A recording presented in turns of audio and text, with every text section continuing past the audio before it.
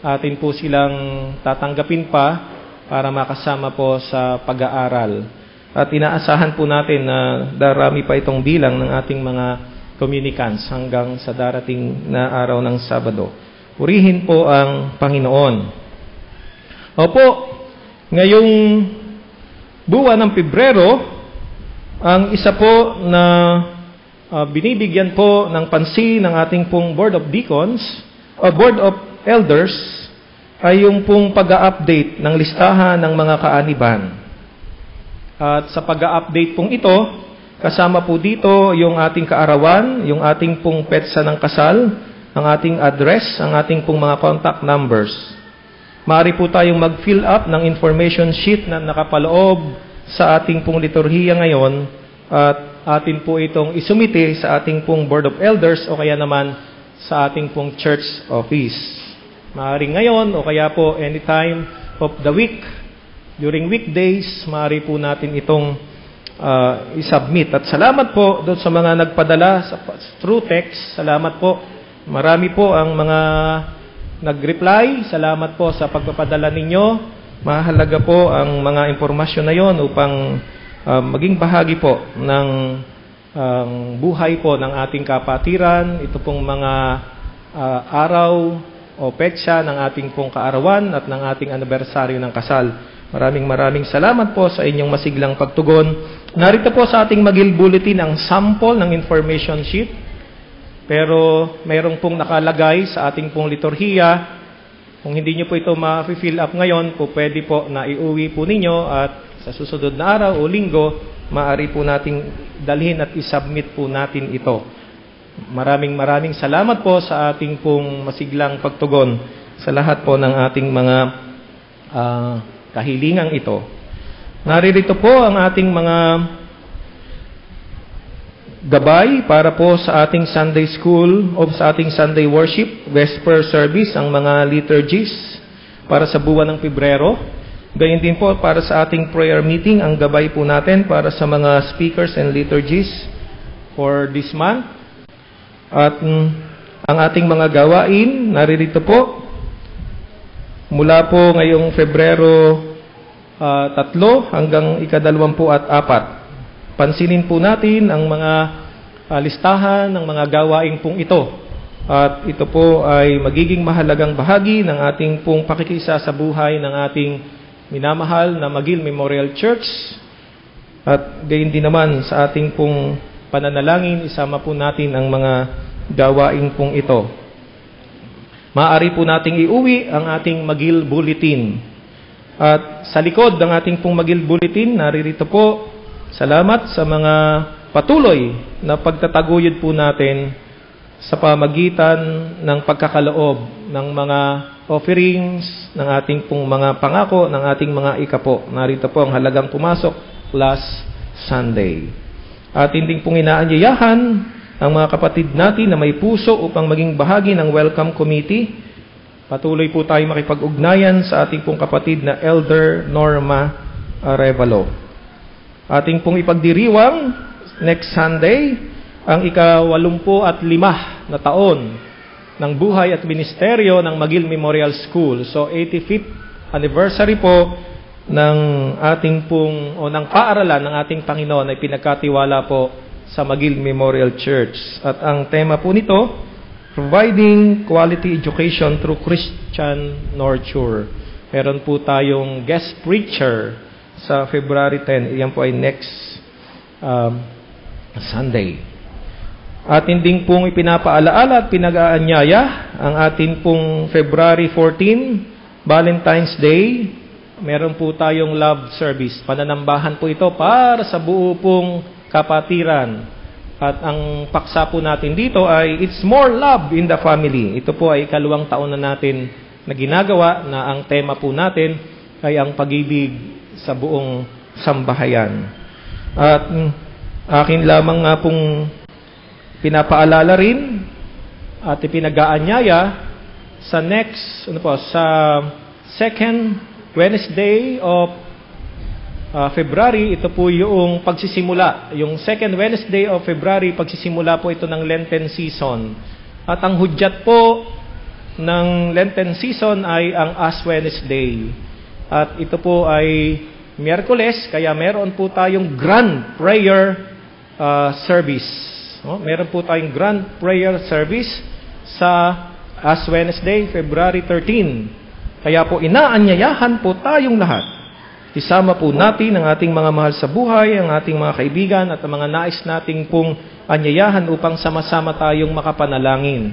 Ito po ay isang pagsamba at pananalangin, February 13, 5:15 in the afternoon, upang ating itaas sa Panginoon ang ating pong mga kahilingan sa panalangin at gayon din angkinin po ang kanyang mga katugunan.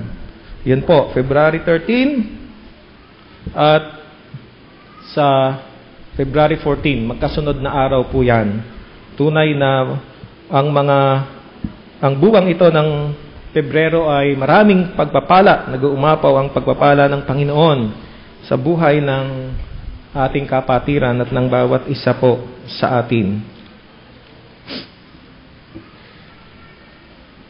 Meron na po ba na pictures ang ating communicants? Ayan po. Ito po ay ilang kuha. Kahapon po yan. Makikita po natin ang mga madami po. Kasama po dyan yung mga facilitators, ang ating pong mga diaconal ministers, ang ating pong Pastor Gaspar, ang ating pong mga ilang mga magulang, at ang ating chairperson ng council, at ang mga kaani po ng Board of Elders, at mga kaanib din ng Board of Christian Educators. Ilang picture pa po. Ayan. Kahapon po ng hapon. At angkinin po natin na sa next Saturday mas madadagdagan po yan doon sa iba pa na hindi po nakadalo kahapon. Meron pa po ba na pictures? Ayan. Palakpakan po natin ang Panginoon.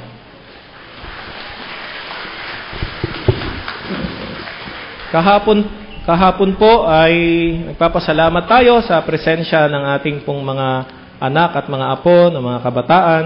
At gayon, kasama rin natin dito ang ating pong mga communicants. Yung pong nakatala para sa ating communicant class.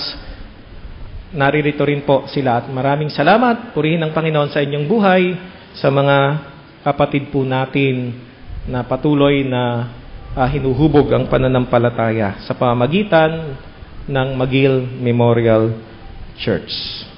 Tayo po ay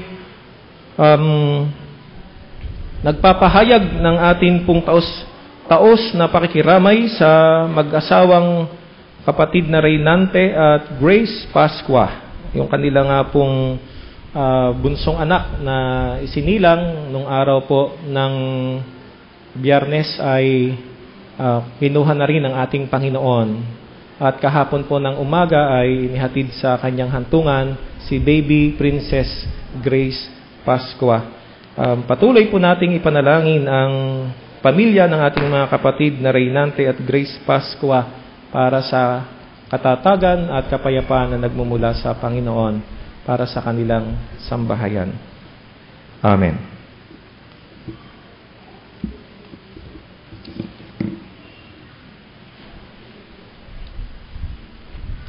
Dumako po tayo sa paghahandog. Halina sa Panginoon natin, ialay ang pinakamainam. Halina, dalhin natin na may kagalakan sa kanyang harapan ang kanyang kagandahang loob.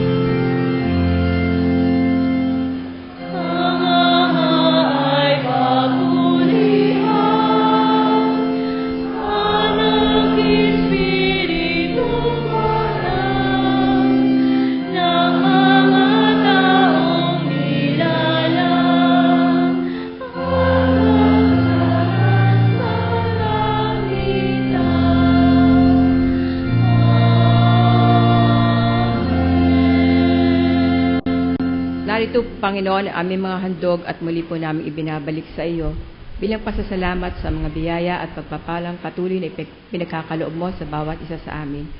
Maging bukas palad kami sa pagbibigay para sa pagpapalaganap ng iyong mga banal na salita. Sa pangalan ni Jesus. Amen.